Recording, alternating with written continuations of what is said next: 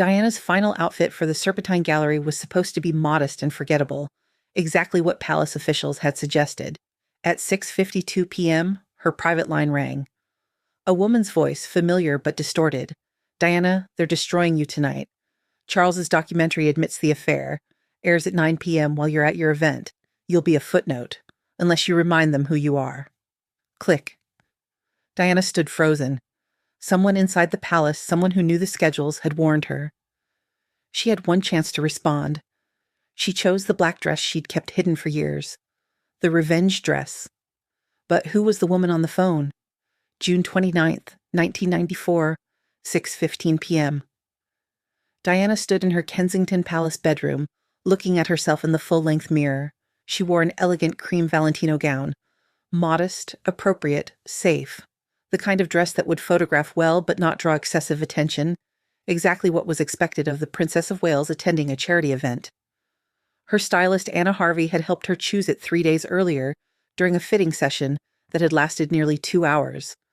They'd gone through dozens of options, considering every detail: neckline height, sleeve length, hemline position, how the fabric would photograph under flash photography, whether the color would clash with the gallery's decor.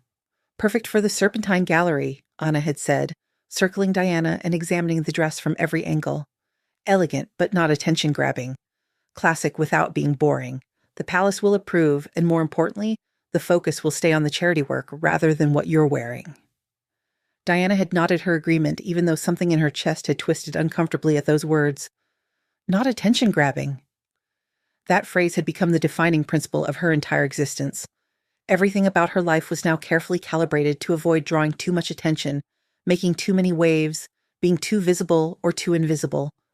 She existed in a carefully managed middle ground where she was present enough to fulfill her duties, but subdued enough not to threaten anyone or challenge any narratives.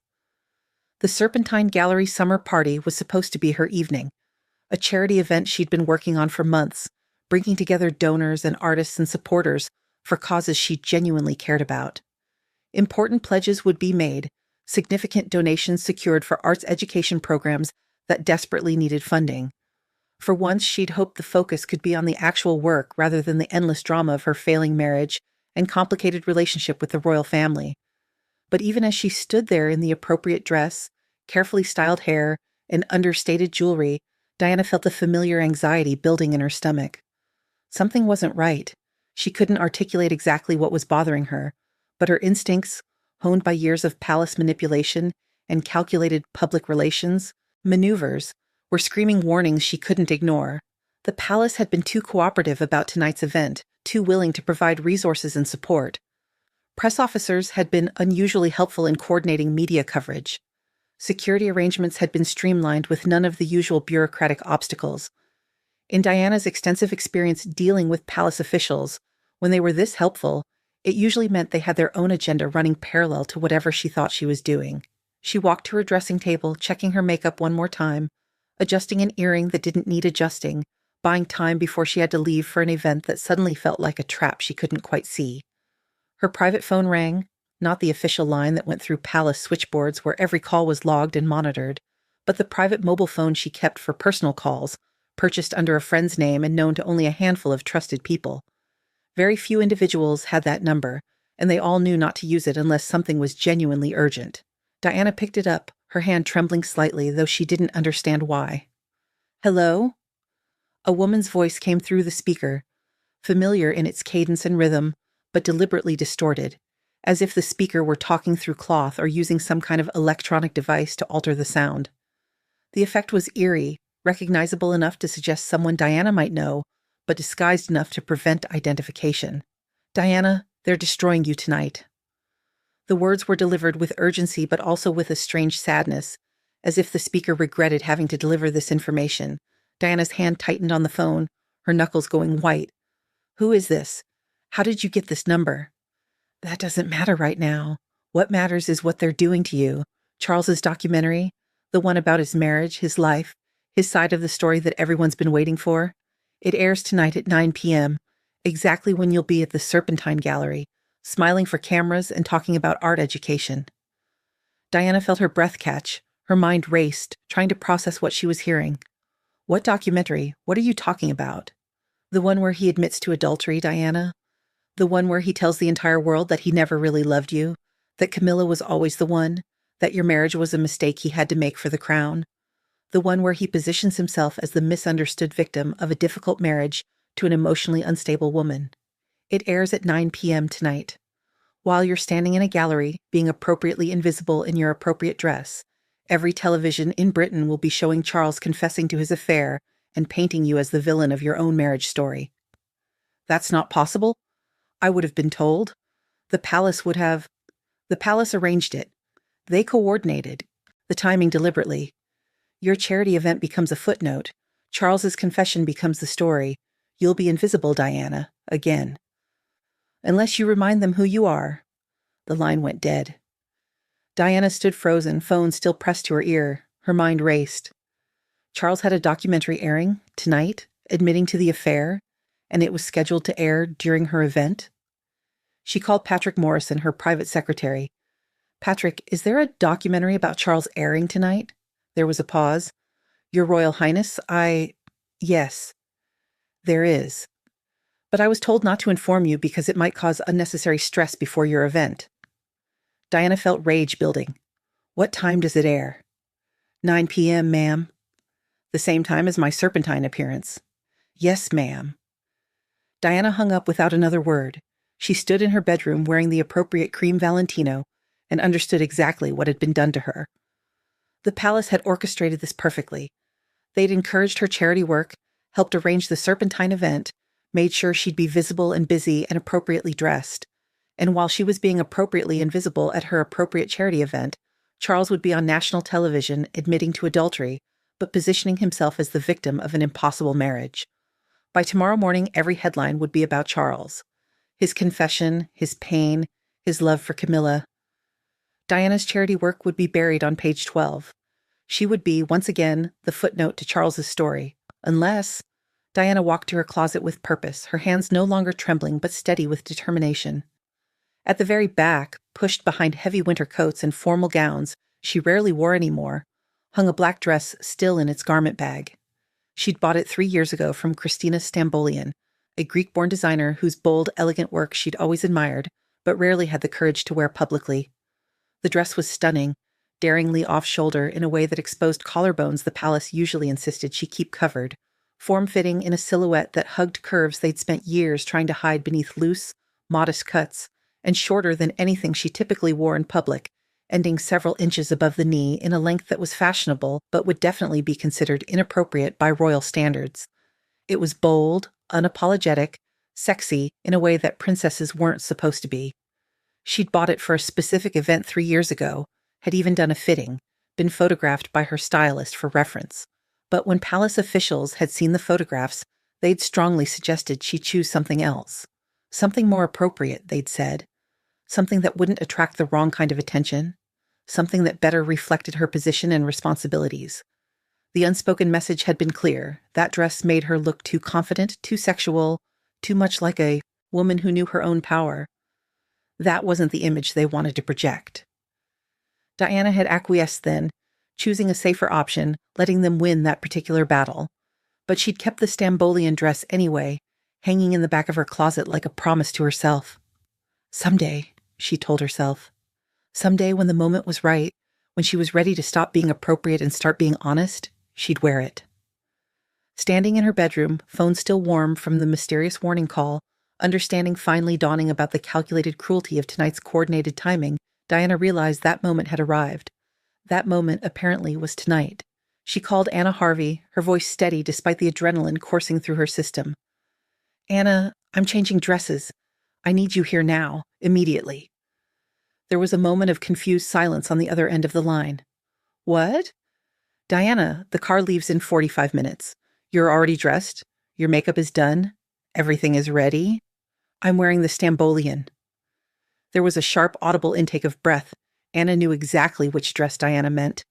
Every stylist who'd worked with Diana knew about that dress. The one that had been vetoed, the one that had been too bold, too daring, too everything the palace didn't want Diana to be. Diana, that dress is... The palace will absolutely... I don't care what the palace will do, Diana interrupted, her voice calm but carrying an edge of steel that Anna had rarely heard before. I don't care what they think, what they say, or how they react. I'm wearing it. Now, can you help me or not? Because I'm wearing it either way, but I'd prefer to have your expertise with the accessories and styling. Anna arrived within 15 minutes, slightly out of breath from rushing, carrying a bag of alternative accessories and shoes that might work better with the dramatic change in dress choice. As she helped Diana carefully out of the safe, appropriate Valentino and into the dangerous, inappropriate Stambolian, she asked quietly, choosing her words carefully, "What changed your mind? You were so certain about the Valentino. We spent hours choosing it specifically to avoid any drama or distraction from your charity work." "Someone called," Diana replied, watching in the mirror as Anna worked the zipper. "Warned me about Charles's documentary airing tonight. Warned me that they timed it deliberately to overshadow my event, to make me invisible while he controls the narrative about our marriage." Anna's hands paused on the zipper. "Who called? Who would know about both schedules?" "I don't know. A woman." She disguised her voice, but she knew everything. The timing, the palace coordination, what Charles would say in the documentary. Someone on the inside who decided I deserved to know I was being set up. Anna finished the zipper and stepped back, her professional eye assessing the complete look. "You look incredible," she said softly, "honestly. But Diana, you need to understand what this means. The palace will be absolutely furious. They'll say you're being inappropriate, actively seeking attention, deliberately trying to embarrass the family and overshadow Charles's important personal revelations. They'll call you calculated, manipulative, and attention-seeking." Diana turned from the mirror to face Anna directly, her expression resolute. Let them say whatever they want. I'm tired of being appropriate, Anna. I'm tired of being invisible. I'm tired of standing silently while they control every narrative, write every story, decide every outcome. Charles gets to go on national television and tell his version of our marriage, painting me as the problem while he's the sympathetic victim. Fine. He can do that. But I'm going to tell my story too, and I'm going to tell it without saying a single word. At 7:45 p.m., Diana descended the stairs at Kensington Palace. Her protection officer, Colin Tebbit, did a double take when he saw her. "Ma'am, that's quite a statement." "That's the idea, Colin. Let's go." The car ride to the Serpentine Gallery was quiet. Diana knew what she was doing. She knew the photographs of her in this dress would be everywhere by morning. She knew the palace would be furious. She knew she was violating every unspoken rule about appropriate royal behavior. She didn't care. They'd coordinated Charles's confession to overshadow her work. They'd turned her charity event into a distraction so Charles could control the narrative. They'd counted on her being appropriate, being invisible, being compliant. They'd counted wrong. When Diana stepped out of the car at the Serpentine Gallery at 8:43 p.m., the photographers went insane. Cameras flashed like lightning, shouting erupted. She'd attended hundreds of events in her life, but she'd never seen a reaction like this.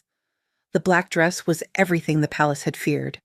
Off-shoulder, showing skin they'd spent years making sure she covered. Form-fitting, highlighting a figure they'd tried to hide. Short enough to be noticed, bold enough to be remembered. Diana smiled for the cameras with real confidence for the first time in years. She posed, she turned, she let them capture every angle. She knew exactly what she was doing. Inside the gallery, guests stared.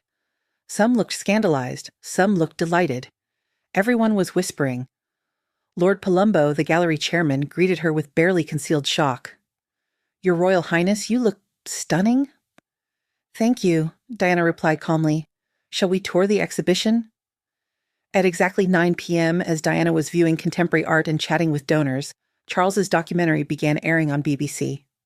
Millions of viewers watched him admit to adultery, explain his relationship with Camilla, present himself as the victim of an incompatible marriage. But by 9:30 p.m., something unprecedented was happening. News organizations were interrupting their coverage of Charles's documentary to show photographs of Diana at the Serpentine Gallery. The black dress was everywhere. Every channel, every newspaper making urgent revisions to tomorrow's front pages. By 10 p.m., Diana's dress was trending worldwide. Charles's confession had been upstaged by his estranged wife's fashion choice. Diana left the event at 10:47 p.m. knowing she'd won. Not through interviews or statements or counter-accusations. Through a dress, through confidence, through refusing to be invisible when they tried to erase her.